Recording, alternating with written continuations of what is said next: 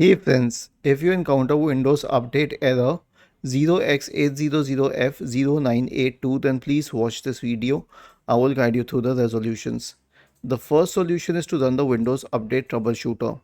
Right click on the Start button, select Settings from the menu, go to the System tab on the list on the left hand side, select Troubleshoot in the right pane, select Other Troubleshooters, and then click on Run corresponding to the Windows Update Troubleshooter. It will start detecting problems and solve them if possible. The next solution is to reset all Windows Update components. How would you do that? Now we have a script for you. All you need to do is copy the script, search for command prompt in the Windows search bar and click on Run as Administrator, and then paste it here. It will, I'll tell you what the script will do. It will stop all services associated with Windows updates. It will delete the Windows update profile. It will delete the contents of the software distribution and cat root to folders.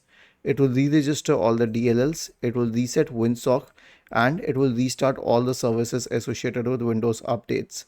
Was this helpful? If yes, then please subscribe to the channel.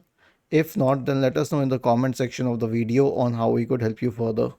Thank you for watching this video and have a nice day.